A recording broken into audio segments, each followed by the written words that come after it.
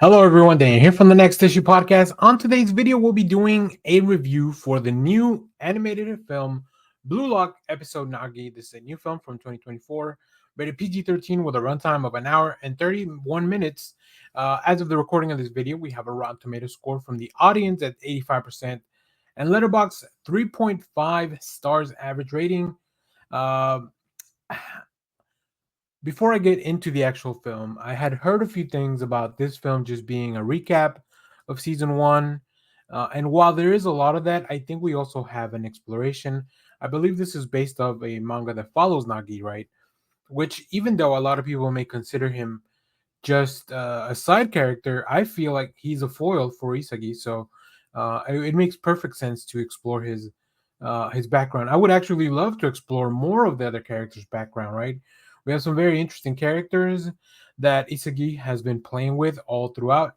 Uh, okay, let's get into it. So obviously, this is all related to the Blue Lock anime based on the Blue Lock manga. If you haven't read any of that stuff, make sure to go check it out. If you haven't watched the first season, you will definitely be spoiled if you haven't watched the first season because, like I said, there is a lot of the first season in here, just from a different point of view. But in this film, one day Nagi Sieshiro receives an invitation to the mysterious Blue Lock project. What awaits him there is an encounter with the finest strikers assembled from across the country of Japan, that is. Nagi's dream is to become the best alongside with Mika Guerrero. Will take this prodigy to a world he's never known. Blue Lock gives us all just an inside look at the path that Nagi had to take in order to get to where we ended up in the first season. So I will say the first 30 to 40 minutes, it's pretty new stuff. We follow Nagi through high school, how we expand on the story with him and Reo as to how they became friends and how they got playing soccer, the motivations. I feel like this is as much Reo's movie as it is Nagi's, which makes sense because they are also, they were the prodigy duo coming into Blue Lock. So I had a lot of time. I had a lot of really good time, not only exploring this new material, but also revisiting some of the highlight moments from season one, just from a different point of view. If you haven't kept up in the channel, I am a big fan of Blue Lock. I really, really love the anime. I really enjoyed that first season. So getting to revisit some of these games, some of these decisions, some of the events that occurred all throughout. Yeah. So I really, really enjoyed that. Uh, Overall, I think my favorite thing also was the voice acting. This is one of the rare anime that I watch the Japanese version because the dub takes a little bit to come out, and I just really want to stay on top of what's going on. So yeah, the voice acting was fantastic. I think the animation, there's parts where I think it's really good, and there's some parts where I feel like they don't, like it's not even as good as the anime. There's a weird balance there, which is very interesting.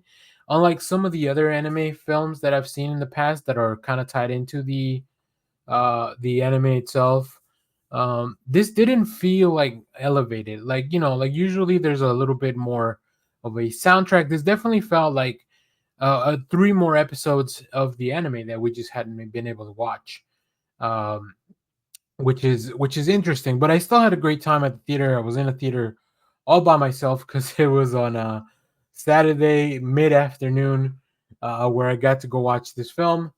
I was looking for the dub for sure because I wanted to check out some of the voices in English, but I didn't find anything around me that was at a reasonable time. So I think the movie itself gives us all the series, the emotions from the series, the adrenaline rush, some of the quirks and eccentricities, the little laughs, the funny moments that we know and love from the anime, and it condenses it all into about an hour and 10 minutes, and then the last 20 minutes or so, that's where the really heavy recap stuff begins.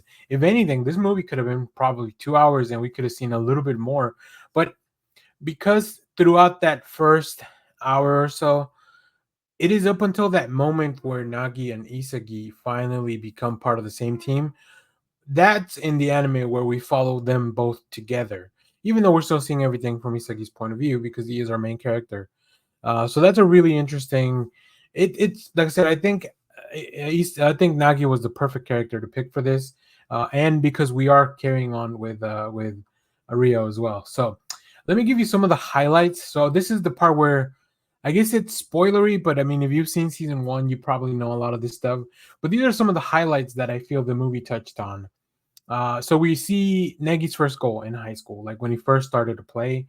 We also get to learn that Rio's dad, and expand a little bit on that, that he did not want him to play. Right, Rio is meant to be the successor for his father's business. He doesn't want him to become a soccer player. He doesn't want him to reach his goals of going to the World Cup and winning.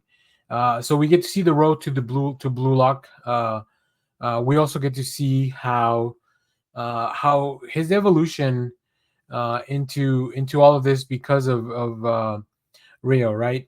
There's a lot of hesitation from Nagi at the beginning to do this, and even though we see a really intense scene with Ego as he tries to convince him to stay, it is really Rio that keeps him there. We get to see how Team V integrated, which was really fun.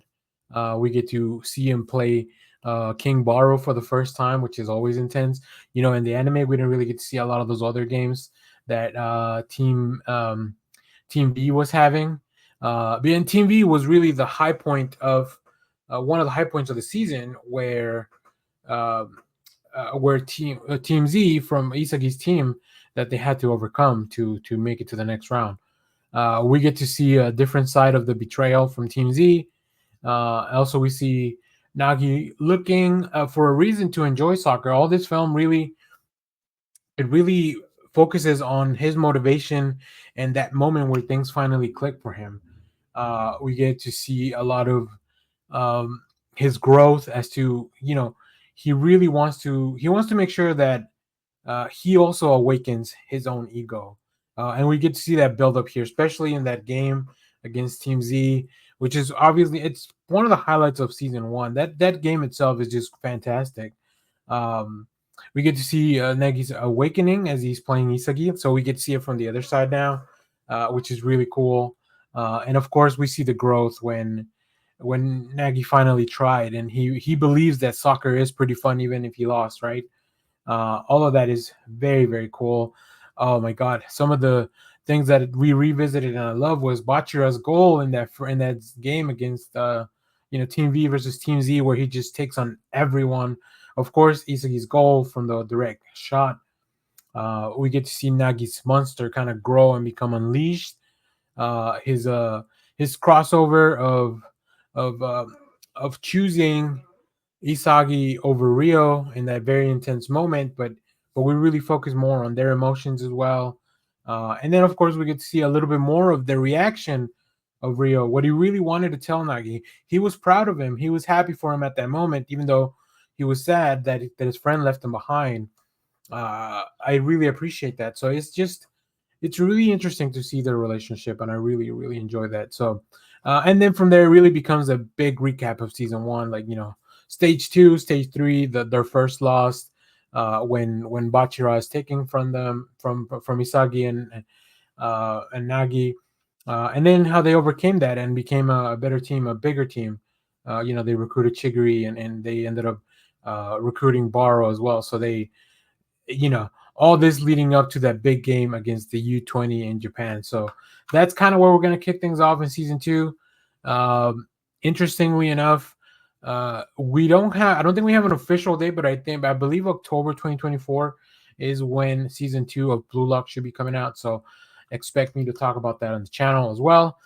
There is a big after credit scene where I believe we're going to dig down more into, of course, Rio. Rio did give him they kind of mended their relationship a little bit in the after credit scene, but we also highlight five different players, five new players, which I think will become a big part of the storyline.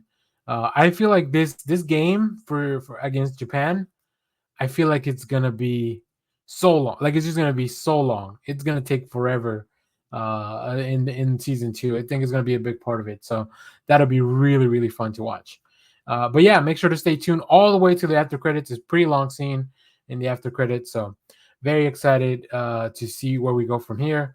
As you guys know, big fan of Blue Lock. So if you have watched this movie, let me know what did you think of Blue Lock Nagi episode Nagi. If you read the manga, let me know, have they changed a lot of things from the manga into this adaptation. Let me know your favorite goals, your favorite games, all that stuff. And as always, thank you for watching, everyone. Remember to share, like, subscribe, hit the bell so you know when we go live. That is most Saturdays, 10 a.m. Central Standard Time. Stay tuned. We have more comic reviews, trailer reactions, TV recaps, all that fun stuff in the channel. Thanks for watching, everyone. Bye bye.